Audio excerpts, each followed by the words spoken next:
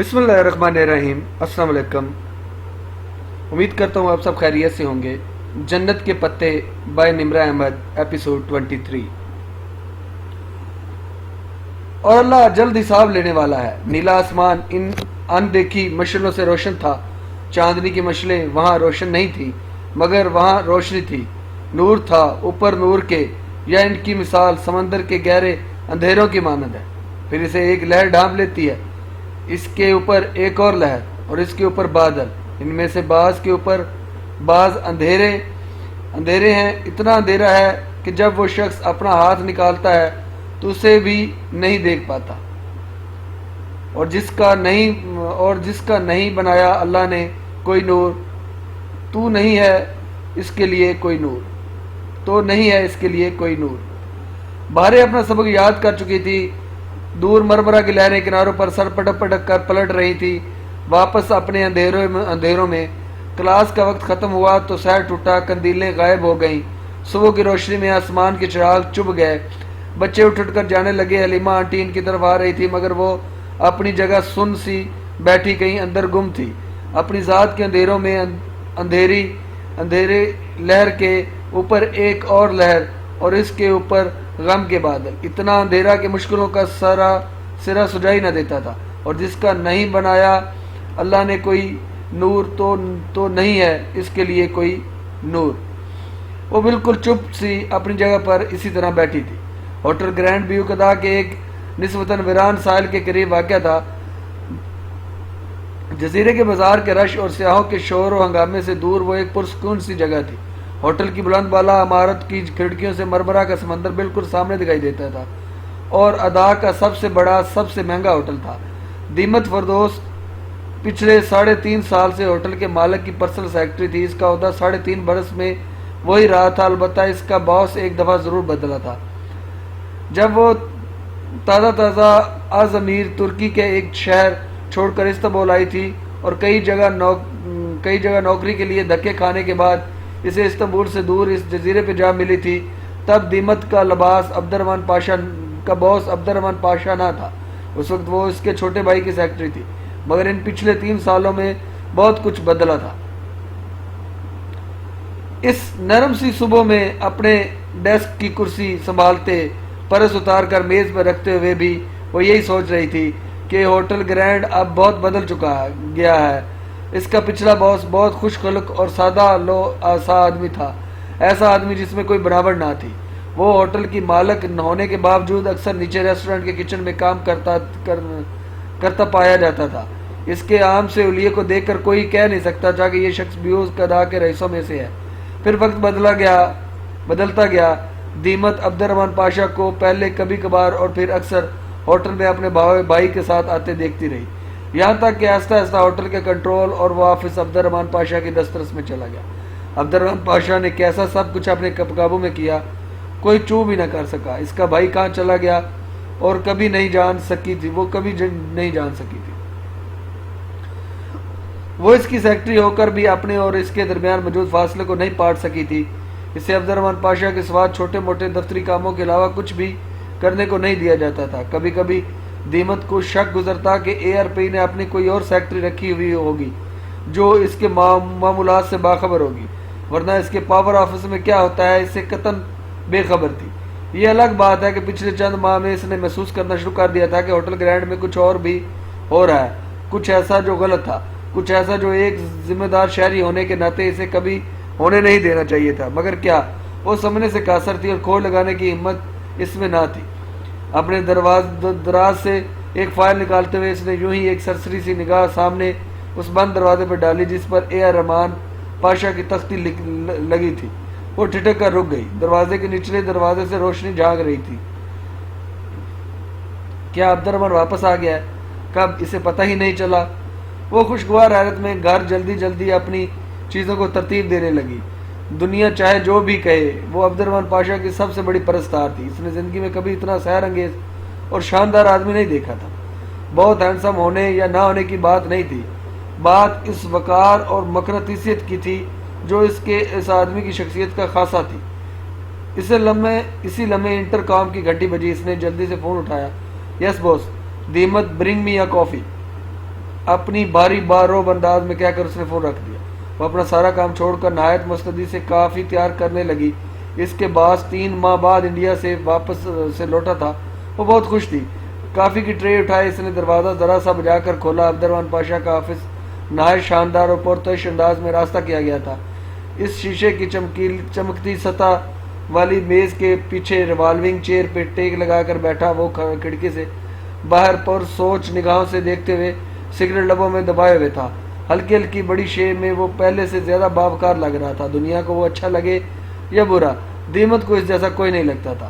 اس نے کافی میز پہ رکھی۔ السلام علیکم سر اینڈ ویلکم بیک، وہ مسکرا کر اپنے باس کو خوش آمدید کہہ رہی تھی۔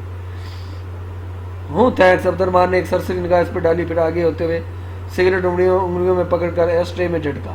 وہاں راکھ کے بہت سارے ٹکڑوں کے اوپر ایک اور ٹکڑا آن پڑا تھا۔ پاشا کے متعلق ایک بات وہ جانتی تھی کہ وہ اتنی بے تحاشا اسموکنگ شدید پریشانی اور تفکر کے عالم میں کیا کرتا تھا۔ سر آپ کچھ اور لیں گے؟ وہ مؤدب کھڑی پوچھ رہی تھی۔ میرے کوٹ پہ داغ لگ گیا ہے، اسے صاف کر لاؤ۔ اس نے میز کی دوسری جانب رکھی کرسی کے کندھوں پہ ڈالے کوٹ کی جانب اشارہ کیا۔ خود وہ ٹائی کے ناٹ ڈھیلی کیے اور گرے شرٹ کے کف کھولے بیٹھا تھا۔ اس کے لباس بھی اس کی شخصیت کی طرح ہوتا تھا، نفیس اور شاندار۔ جی سر، دیمت نے احتیاط سے کوٹ اٹھایا اور باہر نکل گئی۔ تقریباً 15 منٹ بعد جب وہ سیاہی کا دھبا صاف کر کے لائی تو پاشا کا آفس سگریٹوں کے دھوئیں سے بھرا ہوا تھا۔ اس کے کافی جوں کی توں رکھی تھی، البتہ ایش ٹرے میں راکھ کے ٹکڑے بڑھ چکے تھے۔ سر آپ ٹھیک تو ہیں نا؟ کیا میں آپ کی کوئی مدد کر سکتی ہوں؟ اس نے صرف پیشہ ورانہ تکلف میں نہیں بلکہ دلی تفکر کے باعث پوچھا۔ اسے معلوم تھا کہ جواباً وہ اسے نو تھینکس کہہ کر واپس جانے کو کہے گا اور اپنے معاملات کسی سے شیئر نہیں کرتا تھا۔ ہوں بیٹھو، اس نے کرسی کی طرف اشارہ کیا۔ اس کے ہاتھ میں 2 سونے کی قیمتی انگوٹھیاں تھیں، وہ ہمیشہ پہنے رکھتا تھا۔ دیمت حیرت چھپاتی ہوئی بیٹھ گئی۔ دیمت وہ سگریٹ کے کش لیتے کھڑکی سے باہر ٹھاٹھے مارتے سمندر کو دیکھتے ہوئے بولا، تو اس کا لہجہ بے لچک اور سرد تھا۔ کسی غیر ملکی کو ترکی سے واپس بھیجنا ہو تو کیا کیا جائے؟ اتنی سی بات۔ سر کوئی غیر ملکی اگر ترکی میں رہ رہا ہو تو وہ یقیناً کسی وجہ سے رہ رہا ہوتا ہے۔ اسے جس چیز کی کشش ترکی میں نظر آ رہی ہے اس چیز کو ختم کر دینا چاہیے۔ اگر وہ کشش کسی انسان کی ہو، مثلاً ہسبینڈ کی، تو تب اس کشش کو ختم کرنا چاہیے۔ وہ کیسے؟ عبدالرحمن نے ذرا مسکرا کر اسے محفوظ انداز میں دیکھا۔ سر کوئی عورت اپنے شوہر کو صرف تب چھوڑتی ہے جب اسے یہ لگتا ہے کہ اس کے شوہر نے اسے دھوکہ دیا۔ شدید بدگمان ہوئے بغیر عورت اپنے شوہر کو کبھی نہیں چھوڑتی۔ تمہارا مطلب ہے کہ کوئی اس عورت کو اس کے شوہر کے خلاف بہکائے؟ او نو، اس نے ناگواری سے سر جھٹکا۔ وہ کیوں کسی کی بات پہ یقین کرے گی؟ جی سر، وہ کسی کی بات پہ یقین نہیں کرے گی، وہ صرف اپنے شوہر کی بات پہ یقین کرے گی۔ اور کوئی شوہر اپنے دھوکے یا اپنی بدعمالیوں کی داستان اپنے منہ سے اپنی بیوی کو کیوں سنائے گا؟ میں نے تو یہ نہیں کہا کہ وہ سب اپنی بیوی کو کہے۔ اب کہ دیمت ذرا معنی خیز انداز میں مسکرائی تھی۔ اور وہ یہ سب کسی اور سے کہے گا، اور اگر ٹائمنگ صحیح رکھی جائے تو اس کی بیوی اس کے علم میں لائے بغیر اس کی باتیں سن لے گی۔ ایک معصوم سا اتفاق۔ بات ختم کر کے دیمت نے ذرا سا شانے جھکائے۔ عبدالرحمن کی آنکھوں میں ایک چمک دار آئی۔ اس نے سگریٹ کا ٹکڑا ایش ٹرے میں پھینکا اور ذرا آگے ہو کر بیٹھا۔ مگر دیمت، کوئی آدمی کسی دوسرے کے سامنے اپنے کسی بد عمل کا ذکر کیوں کرے گا؟ میں نے کہا سر ٹائمنگ صحیح رکھی جائے تو سب ٹھیک رہے گا۔ وہ آدمی اپنے بد عمل کی داستان نہیں سنائے گا۔ وہ عمل کوئی بھی ہو سکتا ہے۔ بعض کام ایسے ہوتے ہیں جو کسی کو ہیرو بنا دیتے ہیں، مگر سیاق و سباق کے بغیر پیش کیے جائیں تو وہ ہیرو کو ولن بھی بنا دیتے ہیں۔ عبدالرحمن پاشا کی مسکراہٹ گہری ہوتی چلے گی۔ اس کے چہرے پہ چھائی فکر غائب ہو رہی تھی۔ دیمت، جو کام میں پچھلے 5 مہینوں میں نہیں کر سکا تم نے 5 منٹ میں کر دکھایا۔ تھینک یو سو مچ۔ وہ واقعتاً اس کا بہت ممنون تھا۔ دیمت کا دل خوشی سے بھر گیا۔ وہ بہت مسرت سی اٹھی تھی اور وہ کہ اندر سے وہ جانتی تھی کہ عبدالرحمن کسی بیوی کو اس کے شوہر سے بدزن کرنے کی کوشش کر رہا ہے، اور وہ یہ بھی جانتی تھی کہ یہ غلط کام ہے، مگر عبدالرحمن کا تشکر ہر شے پہ چھانے لگا۔ تمہارا شوہر کیسا ہے؟ ابھی تک وینٹ پہ ہے؟ جی سر، کرسی سے اٹھتے ہوئے اس نے مغموم انداز میں بتایا۔ ایک عرصے کے بعد اس کا شوہر کچھ عرصے سے وینٹیلیٹر پہ تھا اور یہ پورا ہوٹل گرینڈ جانتا تھا۔ ایڈوانس سیلری چاہیے تو بتا دینا۔ Thank you sir. وہ پورے دل سے مسکرائی۔ عبدالرحمن اسے لالچ دے رہا تھا، یہ اس کے مشورے کا انعام تھا۔ وہ بہت فرض سے واپس جانے کے لیے مڑی تھی۔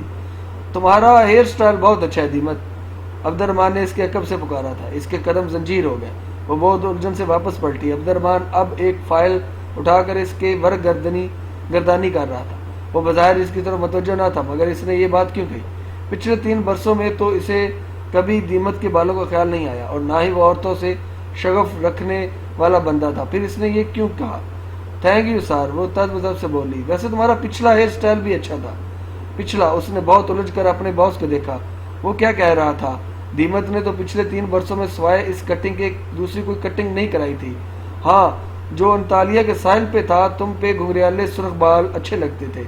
وہ فائل کی طرف متوجہ بہت سرسری انداز میں کہہ رہا تھا۔ دیمت کے قدموں کے نیچے سے زمین سرک گئی، وہ پھر پتھر کا بت بنی رہ گئی۔ ایک دم کمرے میں گھٹن بہت بڑھ گئی تھی، اسے سانس نہیں آ رہا تھا۔ وہ بدقت تمام باہر نکلی اور اپنی کرسی پہ ڈھہ سے گئی۔ انطالیہ کا ساحل، سرخ گھنگریالے بال۔ 6 سال پہلے اس نے ایک ایکس ریٹ میگزین کے لیے ماڈلنگ کی تھی۔ وہ بدنام زمانہ میگزین صرف انطالیہ میں چھپتا تھا اور وہاں سے باہر نہیں جایا کرتا تھا، مگر تب سے اسے پیسے چاہیے تھے اور وہ نشے میں تھی۔ بعد میں وہ شرمندہ تھی، اس نے وہ شہر، وہ جگہ، سب کچھ چھوڑ دیا تھا۔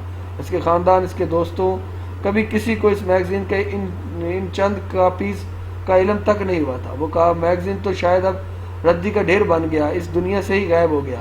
تو عبد الرحمن پاشا کو کیسے پتہ چل گیا؟ وہ سر دونوں ہاتھوں میں گرائے بیٹھی تھی، اس کی بے لچک آواز کی دھمکی وہ سمجھتی تھی۔ اگر اس نے یہ گفتگو کسی کے سامنے دہرائی تو وہ میگزین منظر عام پہ آ جائے گا اور اس کا گھر، اس کے گھر، بچے، زندگی سب تباہ ہو جائیں گے۔ اس نے چہرے کو بے بس متنفر نگاہوں سے ARP کے آفس کے بند دروازے کو دیکھا۔ بلیک میلر، اس کی آنکھوں میں بے اختیار آنسو امنڈ آ رہے تھے۔ اسے آج علم ہوا تھا کہ عبد الرحمن پاشا نے کیسے ہر شے کو اپنے قابو میں کیا تھا۔ بند دروازے کے اس پار کھڑکی کے سامنے کھڑا تھا، اس کے ہاتھ میں اس کا قیمتی موبائل تھا جس پہ وہ کوئی نمبر ڈھونڈ رہا تھا۔ ایک نمبر پر آ کر اس کا ہاتھ تھم گیا اور وہ نمبر اس نے انگریزی میں ڈیرسٹ بردر کے نام سے محفوظ کر رکھا۔ اب اس نمبر پہ رابطہ کرنے کا وقت آ گیا تھا۔ اگر وہ ہر چیز ویسے ہی ہو جاتی جیسے وہ سوچ رہا تھا تو اس نے مسکرا کر اس کے نمبر کو دیکھا اور پھر اس کے نام پیغام لکھنے لگا۔ میں انڈیا سے واپس بیوقدہ آ چکا ہوں، کیا ہم مل سکتے ہیں؟ پیغام جانے کے پورے 1.5 منٹ بعد اسی نمبر سے جواب آیا، جہنم میں جاؤ تم، میں تمہاری شکل بھی نہیں دیکھنا چاہتا۔ وہ پیغام پڑھتے ہوئے محفوظ سے انداز میں ہنس پڑا، پھر مسکرا کر سر جھٹکتے ہوئے جوابی پیغام لکھنے لگا۔ میں جہنم میں بعد میں جاؤں گا، پہلے تم سے تو مل لوں۔ تم ہوٹل گرینڈ آؤ گے یا میں استقلال اسٹریٹ میں برگر کنگ پہ آ جاؤں؟ سینڈ کا بٹن دباتے وقت وہ جانتا تھا کہ اس کے برادر ڈے ریسٹ کا جواب ان دونوں جگہوں میں سے کوئی ہوگا۔ وہ انکار نہیں کرے گا، اور اس نے آج تک عبد الرحمن کو نہ نہیں کی تھی، وہ اسے نہ کبھی نہیں کر سکتا تھا۔ حیا اس صبح جب حلیمہ آنٹی کے گھر سے واپس آ رہی تھی، اس کے موبائل پہ جہان کا پیغام آیا تھا۔ بگی سے اترتے وقت اس نے پیغام کھول کر پڑھا، سنو میں ابھی ذرا کام سے بیوقدہ آ رہا ہوں، دوپہر میں ملتے ہیں، لنچ ساتھ کریں گے، ٹھیک؟ حیا نے حیرت سے ٹائم دیکھا، صبح کے 7 بجے تھے، اگر وہ ابھی چلا تو 8:30 تک پہنچ جائے گا، پھر وہ دوپہر تک بیوقدہ میں کیا کرے گا؟ اس کا کب سے اس جزیرے میں کوئی کام ہونے لگا؟ وہ الجھتی اندر آئی تھی۔ بیگ بیڈ پہ رکھتے ہوئے اس نے موبائل پہ جہان کا نمبر ملایا، نمبر بزی جا رہا تھا۔ اس نے فون رکھا اور چوکھٹ میں آ کھڑی ہوئی، سامنے عائشہ اور بہارے اپنی چیزیں اکٹھی کرتی نظر آ رہی تھی۔ انہوں نے اب جنگل جانا تھا۔ آج میں تمہارے ساتھ نہیں جا سکوں گی عائشہ، جہان آ رہا ہے، وہ ذرا الجھتی سی بتا رہی تھی۔ شور، عائشہ نے سمجھ کر سارا لا دیا اور تھیلا لیے باہر چلی گئی۔ پھر 8 بجے کے قریب وہ سنگھار میز کے سامنے آ کھڑی ہوئی۔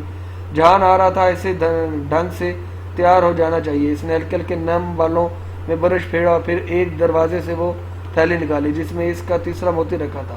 بہارے کے سلور چین میں اس نے وہ موتی ویسے ہی پرو دیا جیسے وہ دونوں بہنیں پروتی تھی، اور چین گردن سے لگا کر دونوں ہاتھ پیچھے لے جا کر ہک بند کر دیا۔ تنگ زنجیر گردن سے چپک گئی تھی اور درمیان میں اٹکا موتی مزید چمکنے لگا تھا۔ اب اس نے پھر سے جہان کا نمبر ملایا، گھنٹی جا رہی تھی۔ ہیلو جہان، بولو تم۔ پیچھے بازار کا مخصوص شور تھا، بہت سے بندے ایک ساتھ بول رہے تھے۔ جہان تم پہنچ گئے؟ ہاں، میں تم سے دوپہر میں ملتا ہوں۔ تو تم دوپہر تک کیا کرو گے ادھر؟ وہ ذرا رکا، میں ایک دوست سے ملنے آیا ہوں، ابھی اس کا پاس جا رہا ہوں۔ کون سا دوست؟ اچنبے سے پوچھتے ہوئے اسے احساس ہوا کہ جہان نے سوائے علی کرامت اور اس کی ماں کے کبھی اپنے دوستوں کا ذکر نہیں کیا؟ کیا اس کا کوئی دوست نہیں تھا یا وہ اپنے دوستوں کا ذکر مستور رکھتا تھا؟ ہے کوئی تم نہیں جانتی؟ اچھا میں فارغ ہو کر کال کرتا ہوں۔ وہ اجرت میں لگ رہا تھا۔ اوکے۔ اسے فون کان سے ہٹایا، پھر سوچا کہ لنچ پر ہی پوچھ لے گی کیونکہ وہ جان کو اس سفید محل میں نہیں بلانا چاہتی تھی۔ سو جلدی سے فون کان سے لگا کر ہیلو جان کہا کہ مباد اس نے فون بند نہ کر دیا ہو۔ جان بھی فون بند کرنے کی بجائے کان سے ہٹا کر دوسری جانب کسی سے بات کرنے میں مصروف تھا۔ اس نے یقیناً حیا کا ہیلو نہیں سنا۔ وہ ترکی میں کچھ کہہ رہا تھا، کوئی مبہم سا فکرہ جس میں حیا کو صرف اوتل گرینڈ سمجھ میں آیا تھا۔ ساتھ ہی رابطہ منقطع ہو گیا۔ اوتل گرینڈ یعنی ہوٹل گرینڈ۔ جہان نے ہوٹل گرینڈ کا ذکر کیا، یعنی وہ ہوٹل گرینڈ جا رہا ہے۔ وہ حیران ہونے کے ساتھ ساتھ پریشان بھی ہوگی۔ کیا جہان کو علم نہیں کہ وہ عبد الرحمن پاشا کا ہوٹل ہے، اور پاشا تو اب بیو قدا واپس آ گیا ہے۔ لوگ عموماً ریسٹورنٹ میں ہی ملتے ہیں، اس لیے اس نے یقیناً اپنے دوست کو وہی مقام بتایا ہوگا۔ وہ جہان تو سرے سے کسی عبد الرحمن پاشا کو نہیں مانتا تھا۔ پھر اچھا چھوڑو سب، دوپہر میں اس سے ملنا تو پوچھ لینا۔ سارے خیالات ذہن سے جھٹکتی وہ پزل باکس کو لے کر اٹھی اور اسٹڈی میں آ کر بیٹھی۔ کچھ دیر تو وہ باکس کو الٹ پلٹ کر کے دیکھتی رہی، پھر ایک دم ایک نہج پہ پہنچ کر وہ باکس کے میز پہ راکھ کے اٹھی اور تیزی سے سیڑھیاں پھلانگتی نیچے آئی۔ زرد لمبے فراق پہ اس نے بھورا سٹول شانوں کے گرد سختی سے لپیٹ رکھا، بال یوں ہی کھلے رہنے دیے۔ پرس میں کالی مرچ کا سپرے رکھ کر وہ باہر نکل آئی۔ اسے معلوم تھا کہ وہ آج جب تک جہان کو اور ہوٹل گرینڈ کو نہیں دیکھ لے گی اسے بے چینی لگی رہے گی۔ اب چاہے اس کے لیے اسے تنہا کیوں نہ سفر کرنا پڑے، ویسے بھی جزیرہ چھوٹا سا تھا۔ ہوٹل گرینڈ اس کی عقبی پھولوں کی مارکیٹ اس محل سے قریباً 15 منٹ کے ہارس رائڈ پہ تھی، مگر بندرگاہ سے اس جگہ کا فاصلہ 5-10 منٹ اوپر تھا۔ کیا تم مجھے 10 منٹ میں پھولوں کی مارکیٹ پہنچا سکتے ہو؟ اس نے 5 لیرہ کے 2 کڑکڑاتے نوٹ بگی بان کے سامنے کر کے سنجیدگی سے پوچھا۔ بگی بان نے ایک نظر نوٹوں کو دیکھا اور دوسری نظر اس پہ ڈالی۔ تمام اوکے۔ اگلے ہی لمحے اس کی بگی کے دونوں گھوڑے پتھریلی سڑک پہ دوڑ رہے تھے۔ وہ ایک لمبی سیدھی سڑک تھی جو 2 ریا درختوں سے گھری تھی۔ اس کے آخری سرے پہ ہوٹل گرینڈ کی بلند ابالہ عمارت کھڑی تھی۔ عمارت کے پیچھے ساحل تھا، گویا یہاں سے نظر نہیں آتا تھا۔ عمارت پوری کالونی میں ممتاز دکھتی تھی کیونکہ اس آس پاس چھوٹے موٹے کیفے تھے یا پھر پھولوں کی دکانیں۔ پھولوں کی مارکیٹ یہاں سے شروع ہو کر ہوٹل کے حق میں پچھلی گلی تک پھیلی ہوئی تھی۔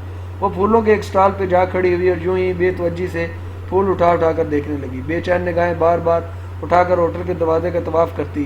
پتہ نہیں جہان نے آنا بھی تھا یا اس نے یوں ہی اس ہوٹل کا تذکرہ کیا تھا۔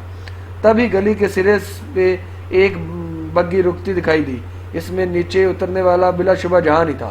اس نے یہ سر پہ سرخ پی کیپ لے رکھی تھی، اب وہ والیٹ سے پیسے نکال کے بگی بان کو دے رہا تھا۔ حیا جلدی سے ایک اونچے شیلف کے پیچھے جا کھڑی ہوئی جس پہ گملے رکھے تھے۔ گملے اور پھولوں کی جھڑکی ٹانیوں کے درمیانی دروازوں سے اسے وہ منظر نظر آ رہا تھا۔ پیسے دے کر وہ آگے بڑھا۔ اب وہ ہوٹل کی مخالف سمت میں ساتھ جھکائے جیبوں میں ہاتھ ڈالے چلتا جا رہا تھا۔ اس کا رخ ہوٹل کا عقبی گلی کی جانب تھا۔ بے چارہ آیا ہوگا کسی دوست سے ملنے، وہ کیوں اس کے پیچھے پڑ گئی ہے، وہ کیوں اس کا تعاقب کر رہی ہے؟ اس نے جھنجھلا کر خود کو کوسا۔ جہان کے آس پاس سڑک پہ بہت سے لوگ دوسری سمت میں جا رہے تھے، وہ بھی اس ریلے کے پیچھے چل دی۔ اب جہان کو پکارنا بے وقوفی کے سوا کچھ نہیں تھا، بس وہ کہیں کسی کیفے میں چلا جائے تو وہ واپس چلی جائے گی۔ گلی کے دوراہے پہ پھولوں کا ایک بڑا سا سٹال لگا تھا۔ اس کے سامنے آ کھڑی ہوئی اور ایک فلاور میگزین اٹھا کر چہرے کے سامنے کر لی۔ میگزین کی اطراف سے اسے گلی کی عقبی حصہ نظر آ رہا تھا جہاں دور آخری سرے پہ ہوٹل گرینڈ کی پشت تھی۔ وہاں ایک چھوٹا سا پرائیویٹ پارکنگ لاٹ بنا تھا، مستعد گارڈ پہرا دے رہے تھے۔ یقیناً وہ ہوٹل کے مالکان کے لیے تھا۔ وہ یقیناً وہاں پر کوئی پرائیویٹ لفٹ بھی ہوگی جو ہوٹل کے اعلیٰ عہدے داران کو ڈائریکٹ اپنے فلور تک پہنچا دیتی ہوگی۔ اس نے میگزین کو کور کا کنارہ ذرا سا موڑ کر دیکھا۔ جہان اسی طرح سر جھکائے چلتا ہوا سامنے جا رہا تھا، گرینڈ کی عقبی طرف۔ سیلز مین اب اس سے کیا چاہیے پوچھ رہا تھا۔ ٹیولپس، سبز رنگ کا ٹیولپ مل سکتا ہے؟ اس نے ارد گرد ٹیولپ کے پھولوں کو دیکھتے ہوئے وہ رنگ پوچھا جو استنبول قرارز پہ شاید ہی ملتا اس کے خیال میں۔ سبز رنگ کا ٹیولپ؟ دکاندار ذرا حیران ہوا، پھر بولا، مل جائے گا۔ اتنے زیادہ کیوں ہوتے ہیں ٹیولپ؟ استنبول میں، جہاں دیکھو ٹیولپس ہی نظر آتے ہیں۔ اس نے جلدی سے دوسرا سوال جھاڑا۔ کن اکھیوں سے اسے جہان اب پارکنگ لاٹ تک پہنچتا نظر آ رہا تھا۔ وہاں رک کر اس نے ایک والٹ نکال کر گارڈ کو کچھ دکھایا، شاید اپنا آئی ڈی کارڈ۔ نفی میں سارا لا کر جواباً کچھ کہہ رہا تھا۔ ٹیولپس تو استنبول کا سمبل ہے۔ کیا آپ نے ٹیولپ فیسٹیول کے بارے میں دکاندار جوش و خروش سے فیسٹیول کے بارے میں بتانے لگا، جس میں سے قطعاً کوئی دلچسپی نہ تھی۔ وہ بظاہر سارا لا کر سنتی، گائے بگائے ایک نگاہ ہوٹل کے عقبی پارکنگ لاٹ پہ ڈال لیتی تھی، جہاں وہ ابھی تک کھڑا گارڈ سے کچھ کہہ رہا تھا۔ جب تک وہ واپس پلٹا، حیا اسٹول پر بیٹھ کر میگزین چہرے کے سامنے کیے پھولوں میں کیموفلاج ہوئی بیٹھی تھی۔ اب بس جہان چلا جائے تو وہ کافی تو وہ بھی خاموشی سے نکل جائے گی۔ یہ بیٹھ کر میگزین، کسی نے نرمی سے میگزین اس کے ہاتھ سے کھینچا۔ اس نے چونک کر دیکھا۔ جب اپنا چہرہ چھپانے کے لیے میگزین اس کے سامنے کرتے ہیں تو اس کو الٹا نہیں پکڑتے۔ عین اس کے سر پہ کھڑے جہان سکندر نے نرم سی مسکراہٹ کے ساتھ کہہ کر میگزین سیدھا کر کے اسے تھمایا۔ اگر زمین پر گر جانے سے زیادہ مغالبہ امیز محاورہ ہوتا تو اس وقت حیا سلمان پر صادق اترتا۔ وہ قدرے بکھلا کر کھڑی ہوئی۔ اوہ، تم ادھر کیا کر رہے ہو؟ جواباً جہان نے مسکراہٹ دبائے سوالیہ آبرو اٹھائی۔ نہیں، بلکہ نہیں، میں ادھر کیا کر رہی ہوں؟ وہ ذرا خفت سے مسکرائی۔ میں ایک کام سے آیا تھا اور تم شاید میرے پیچھے۔ وہ مسکرا کر بولا، مگر اس کا چہرہ ذرا سستا ہوا لگ رہا تھا، جیسے تھکا۔ نہیں، تمہارے پیچھے کیوں؟ میں بھی ایک کام سے آئی ہوں۔ وہ ذرا سنبھل کر بولی، البتہ دل ابھی تک یوں ہی دھک دھک کر رہا تھا۔ واقعی؟ ہاں، میں اس علاقے پہ ایک رپورٹ لکھ رہی ہوں، حالانکہ ایک جرنلسٹ دوست کے لیے۔ بہت دلچسپ ہے۔ جہاں نے جواباً نگاہیں جھکا کر اس کے خالی ہاتھوں کو دیکھا۔ اور تم کاغذ کے بغیر ہی رپورٹ لکھتی ہو؟ یہ نوٹ بک کہاں گئی؟ یہ رکھی ہے۔ اس نے بہت اطمینان سے ٹی سٹال کے اس طرف دکان کے کاؤنٹر پہ رکھی نوٹ بک اٹھائی اور اسے سینے سے لگا کر بازو لپیٹے ہوئے مسکرا کر جہان کو دیکھا۔ جہان نے گردن موڑ کر دکاندار کو دیکھا۔ دکاندار نے ایک قلم میز سے اٹھا کر حیا کی طرف بڑھایا۔ یہ آپ کا قلم؟ کیا میرے انٹرویو کے ساتھ میری تصویر بھی چھپے گی؟ ترک دکاندار نے بہت سادگی سے پوچھا تھا۔ کوشش کروں گی۔ اس نے مسکراہٹ دباتے ہوئے سر ہلا دیا۔ جہان شانے چکار کر پلٹ گیا تو اس نے ایک ممنون نگاہ دکاندار پر ڈالی، جو جواباً مسکرا دیا، اور وہ جلدی سے جہان کے پیچھے لپکی۔ مل لیے دوست سے؟ نہیں، میں بعد میں ملوں گا۔ سلمان ماموں پرسوں استنبول آ رہے ہیں، تمہیں پتہ ہے؟ وہ دونوں ساتھ ساتھ جزیرے کے ایک گلی میں چل رہے تھے جب جہان نے بتایا۔ ہاں معلوم ہے، اس لیے آج میں تمہارے ساتھ واپس چلی جاؤں گی۔ اس نے ابھی کا ترتیب دیا اور پروگرام بتایا۔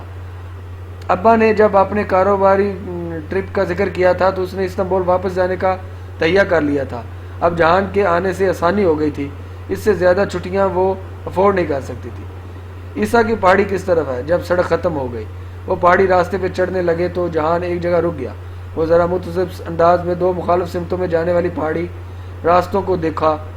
یہ کیسے ہو گیا؟ جہان سکندر اپنے ترکی کے راستے بھول گیا۔ وہ جتا کر مسکراتی ایک سمت اوپر چڑھنے لگی۔ ٹھنڈی آواز سے اڑتی شال اس نے سختی سے شانوں کے گرد لپیٹ کر پکڑ رکھا تھا۔ اڑتی شال کو اس نے سختی سے شانوں کے گرد لپیٹ کر پکڑ رکھا تھا۔ جہان سکندر، جب بیوق ادا تمہارے اور ڈی جے کے ساتھ آیا تھا تو اس وقت وہ 2 سال بعد ادھر آیا تھا، اور مجھے یاد ہے تب بھی ڈی جے کے فون کرنے پہ تم بمشکل راضی ہوئے تھے، اور تم اس وقت ڈی جے کے ساتھ بیٹھی ہماری باتیں سن رہی تھی۔ مجھے تو ڈی جے نے بتایا تھا کہ تم مصروف ہو، اور اس کے پیچھے پہاڑی پہ چڑھتے ہوئے ہلکے سے مسکرا کر بولا۔ اس نے بعد میں بتایا تھا۔ وہ مڑی نہیں، مگر اسے حیرت ہوئی تھی کہ جہان کو اتنی پرانی بات اتنی جزائیت سے یاد تھی۔ عیسیٰ کی پہاڑی کی چوٹی پہ وہ یوں ہی چھوٹی چھوٹی باتیں کرتے پہنچ ہی گئے تھے۔ پہاڑی کی چوٹی کسی سرسبز لان کی طرح چپٹی اور گھاس سے ڈھکی تھی۔ وہاں فاصلے پہ بہت اونچے درخت لگے تھے، یوں جیسے کسی یونیورسٹی کا کیمپس کا لان ہو۔ دور دور ٹولیوں میں لوگ بیٹھے تھے۔ ایک طرف ایک چکور بلاک کی مانند لکڑی کی عظیم الشان قدیم عمارت تھی۔ وہ ایک خستہ حال قدیم یونانی یتیم خانہ تھا، جس کے دیکھنے لوگ دور دور سے ہل جیسس پہ آتے تھے۔ وہ دونوں ایک درخت تلے آ بیٹھے۔ حیا نے اتنے تنے سے ٹیک لگا لی جہان کو، جب کہ جہان اس کے قریب ہی کونی کے بل گھاس پہ نیم دراز ہو گیا۔ اسے بے اختیار ٹاپ کپی کے عقبی برآمدے کا منظر یاد آیا جب وہ دونوں اسی طرح بیٹھے تھے، لمحے جزیرے کی ہواؤں سے پھسلتے لکڑی کی قدیم عمارت پہ گر رہے تھے، گویا بارش کے اندیکھے قطرے۔ عمارت کے قریب چند لڑکے گھاس سے ہٹ کر ایک الاؤ کے گرد بیٹھے باتیں کر رہے تھے۔ الاؤ سے آگ کی لپٹیں اٹھ کر فضا میں گم ہو رہی تھی۔ جہان تم نے کبھی اپنی جلد پہ جلنے کا زخم محسوس کیا ہے؟ وہ دور اس الاؤ کو دیکھتی پوچھ رہی تھی۔ غریب شیف دن میں کئی بار ہاتھ جلاتا ہے میڈم۔ اس نے ایک نگاہ جہان پہ ڈالی۔ اس نے سوال ضائع کیا تھا۔ یہ بات اسے میجر احمد سے پوچھنی چاہیے تھی۔ اس نے سوال غلط بندے سے کیا تھا۔ تم ہر وقت اپنے آپ کو اتنا غریب کیوں کہتی ہو؟ لمحے بھر کو اسے جہان پہ بے طرح غصہ آیا تھا۔ استقرار اسٹریٹ میں تمہارا ریسٹورنٹ ہے، جہانگیر میں تمہارا گھر ہے، اور جس روز ہم پاکستان آئے تھے میں نے دیکھا تھا ایک سے بڑھ کر ایک قیمتی گیجٹ تمہارے کمرے میں رکھا تھا۔ اب وہ سب تو تمہیں گفٹ نہیں ملے تھے نا؟ تم زخم کی بات کر رہی تھی، تمہاری گردن کا زخم ٹھیک ہوا؟ وہ بغیر شرمندہ ہوئے بہت ڈڈائی سے موضوع بدل گیا۔ میرے زخم بہت سے ہیں، میں نے ان کا شمار چھوڑ دیا۔ وہ ذرا تلخی سے کہتی رخ موڑ کر قدیم خستہ حال عمارت کو دیکھنے لگی۔ حرکت کرنے سے اس کے کان کی بالی میں موجودہ ہلکی موتی ہلنے لگے تھے، مگر جہان کو تو یاد بھی نہیں ہوگا کہ یہ موتی اس نے حیا کو دیا تھا۔ تمہاری رپورٹ کہاں تک پہنچی؟ وہ مسکراہٹ دبائے اسے دیکھتے ہوئے پوچھنے لگا، جیسے اسے ابھی تک یقین نہیں ہو کہ یا اتفاق سے پھولوں کی مارکیٹ میں تھی۔ بہت دور تک۔ سننا چاہو گے؟ ہاں، تم نے اس بیچارے دکاندار سے پھولوں کے متعلق کون سا راز اگلوایا؟ ذرا میں بھی تو سنوں۔ وہ کونی کے بال ذرا اوپر ہو کے بیٹھتے ہوئے بولا، میں پھولوں کے متعلق نہیں، عبد الرحمن پاشا، اس کے گمشدہ بھائی اور ہوٹل گرینڈ کے متعلق رپورٹ لکھ رہی ہوں۔ اور زندگی میں پہلی بار اس نے جہان کے چہرے سے رنگ اڑتا دیکھا۔ وہ ایک دم سیدھا ہو کر بیٹھا۔ تم مذاق کر رہی ہو؟ نہیں، مگر اب تم یہ مت کہنا کہ استنبول میں عبد الرحمن پاشا نامی کوئی بندہ نہیں رہے۔ وہ ہے اور وہ ہوٹل گرینڈ کا مالک ہے، لیکن تم جانتے ہو اس ہوٹل کا اصل مالک کون تھا؟ جہان نے جواباً سوال نہیں کیا، وہ بنا پلک جھپکے اسے دیکھ رہا تھا۔ اس کا چھوٹا بھائی عبد الرحمن کا ایک چھوٹا بھائی تھا جو اچانک 1.5-2 سال قبل منظر عام سے غائب ہو گیا۔ اگر آج وہ ادھر ہوتا تو عبد الرحمن پاشا اتنا مضبوط اور ناقابل شکست نہ بنا بیٹھا ہوتا۔ میں وہ وجہ تلاش کر رہی ہوں جس کے باعث اس کا بھائی روپوش ہوا ہے۔ تم یہ سب جان کر کیا کرو گی؟ وہ بہت الجھن سے اسے دیکھ رہا تھا۔ میں یہ سٹوری حالے کو دوں گی، وہ اپنی صحافی دوست کو، اور یوں معصوم سی یہ کہانی اخبار میں چھپے گی، اور اگر یہ چیز ایک دفعہ میڈیا کے ہاتھ لگ جائے تو پریشر کے باعث عبد الرحمن اپنے بھائی کو ڈھونڈنے لگے گا یا میڈیا۔ وہ بہت جوش سے بولتی جا رہی تھی۔ اگر یہ اتنا آسان ہوتا تو کوئی پہلے ہی کر چکا ہوتا، اور تم اس کے بھائی کو منظر عام پر لا کر کیا کرو گی؟ میں چاہتی ہوں کہ لوگ اس غلط فہمی سے نکل آئیں کہ عبد الرحمن پاشا کسی وولڈیمورٹ لارڈ کا نام ہے۔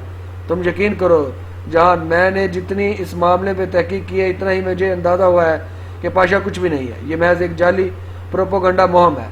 بعض لوگ خود کو طاقتور کہلا کر اپنی انا کی تسکین پہنچاتے ہیں۔ میں قانون پڑھ رہی ہوں اور مجھے ان باریکیوں کا پتہ ہے۔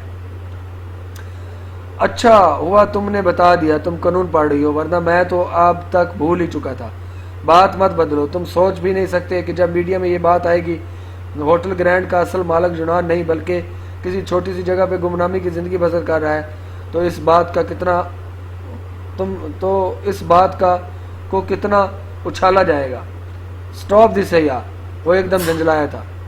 تم کیا ضرورت ہے تمہیں پرانے مسئلے میں پڑھنے کی؟ ضرورت تو نہیں ہے کہ پاشا نے اپنے بھائی کو نکالا ہو سکتا ہے وہ خود گیا ہو، ضروری تو نہیں ہے وہ خود گیا ہو سکتا ہے ان دونوں کے درمیان کوئی سیٹلمنٹ ہو، ہزار ممکنات ہو سکتی ہیں، اور ہو سکتا ہے اس نے خود اپنے بھائی کو واپس آنے سے روک رکھا ہو۔ اگر اخبارات اس خبر کو اچھالیں گے تو عبد الرحمن پاشا اس خود ساختہ شہرت کے غبارے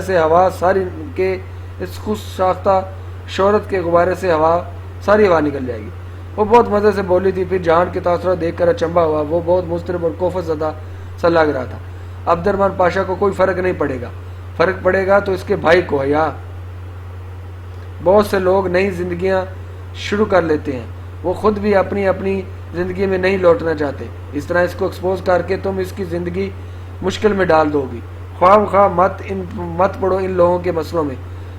چلو چلتے ہیں, مجھے واپس کام پہ بھی پہنچنا ہے. اب میں ڈرامے کے دوران ریکویسٹ کروں گا کہ ابھی تک جن لوگوں نے میرا چینل سبسکرائب نہیں کیا پلیز میرا چینل سبسکرائب کر دیں اور بیل آئیکن دبا دیں. وہ ایک دم سے اٹھ کھڑا ہوا. اس کے انداز میں واضح اضطراب تھا. تم کو اپنے دوست سے نہیں ملنا؟ جہاں نے رک کر ایک نظر اسے دیکھا, پھر نفی میں سارا لایا. نہیں, پھر کبھی مل لوں گا. مجھے سامان پیک کرنے میں ذرا وقت لگے گا. تم پورٹ پہ میرا انتظار کر سکتے ہو. میں تب سامان لے کر سیدھی وہیں آ جاؤں گی. میں تمہارے ساتھ ہی چلتا ہوں تمہاری دوست کے گھر. نہیں, تم بور ہو جاؤ گے. مجھے ساتھ والی آنٹی سے کچھ چیزیں لینی ہیں. وقت لگ جائے گا. میں تمہیں پورٹ پہ ملوں گی. وہ جہان کو عائشہ گل کے گھر کے باہر لگی ARP کی تختی دکھانے کے متحمل ہرگز نہیں تھی. اوکے, اس نے زور نہیں دیا. وہ شانے اچکار کر ساتھ جھکائے نیچے اترنے لگی. وہ کسی اور بات پہ الجھا ہوا لگ رہا تھا. گھر آ کر اس نے جلدی سامان پیک کیا. فون کر کے عائشہ سے معذرت کی اور دوبارہ آنے کا وعدہ کر کے ابا کی آمد کا بتا کر جب وہ اپنا بیگ لیے نہایت اجرت میں بندرگاہ جانے کے لیے نکلی تو اسے بھول چکا تھا کہ اس کا پزل باکس اوپر اسٹڈی کے میز پہ پڑا رہ گیا ہے. دوپہر کی سرخی بیو کدا کی سرسبز درختوں سے کھڑی گھری گلی پہ چھا رہی تھی. بلند و بالا عثمانی محل کے سفید ستون سنہری روشنی میں چمک رہے تھے. عبد الرحمن ٹائی کے ناٹ ڈھیلا کرتا گول چکر دار زینے اوپر چڑھ رہا تھا اور اس کے جوتوں کی دمک پہ کچن میں کام کرتی عائشہ کے سبزی کاٹتے ہاتھ رک گئے. گھر میں جوتوں سمیت صرف عبد الرحمن ہی گھما کرتا تھا.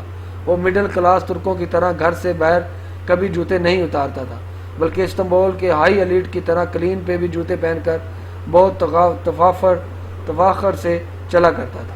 عائشہ نے صبح ہی اسے SMS کر دیا تھا کہ حیا کل چلی گئی ہے اور رات میں آنے بھی آ گئی تھی. وہ چاہے تو گھر آ سکتا ہے. سو وہ آ گیا تھا. اس نے جلدی سے سنک کی ٹوٹی کھولی, ہاتھ دھوئے اور انہیں خشک کیے بنا باہر نکلی تو اسے عبد الرحمن بلائی منظر کی راہداری کے پہلے دروازے میں داخل ہوتا دکھائی دیا تھا. وہ اسٹڈی میں جا رہا تھا. عائشہ تیز قدموں سے اس کے پیچھے جنہیں چڑھنے لگی. اسٹڈی روم کا دروازہ پورا کھلا تھا. عبد الرحمن ایک بک شیلف کے سامنے کھڑا کتابیں الٹ پلٹ کر دیکھ رہا تھا. السلام علیکم. اس نے چوکھٹ میں رک کر سلام کیا. ہاں وعلیکم السلام. وہ ہاتھ میں پکڑی کتاب کے صفحے پڑھ رہا تھا. وہ اتنے دن بعد گھر آیا تھا مگر اس کا انداز ویسا ہی تھا. تم کب آئے؟ ابھی. وہ کتاب رکھ کر اسٹڈی ٹیبل کی طرف آیا اور دروازہ کھول کر اندر رکھی اشیاء ادھر ادھر کرنے لگا. کیا ڈھونڈ رہے ہو؟ عائشہ کو بے چینی ہوئی. کچھ پیپرز تھے. وہ ایک کتاب بھی. وہ اپنے گھٹنے کے بال زمین پہ بیٹھا نچلی دراز کھول رہا تھا. تم ابھی تک مجھ سے ناراض ہو؟ وہ اداسی سے بولی. نہیں. وہ بنا پلٹے بولا تھا. میرا وہ مطلب نہیں تھا. میں نے جو بھی کہا تھا آنے کے لیے کہا تھا.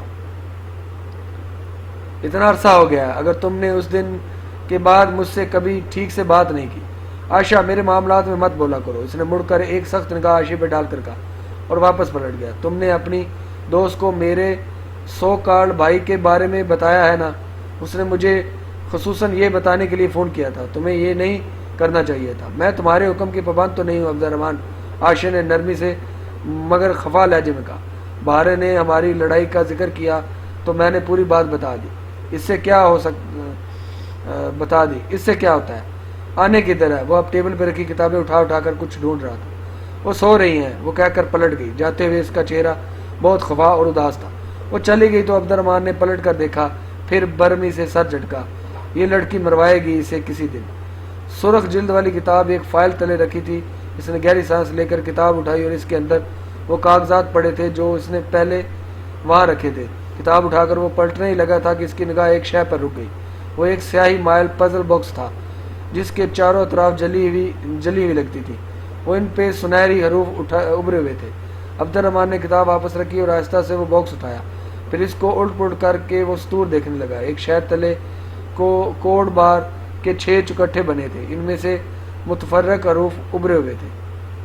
وہ باکس پکڑے باہر آیا. عائشہ کچن سے اسی وقت نکلی جب وہ سیڑھیاں اتر رہا تھا. عبد الرحمن نے نامحسوس انداز میں باکس والا ہاتھ پیچھے کر لیا. عائشہ نے اسے نہیں دیکھا تھا. وہ سیدھی اپنے کمرے میں چلی گئی. وہ راہداری سے گزر کر پچھلے دروازے سے ہوتا عقبی باغیچے میں آ گیا.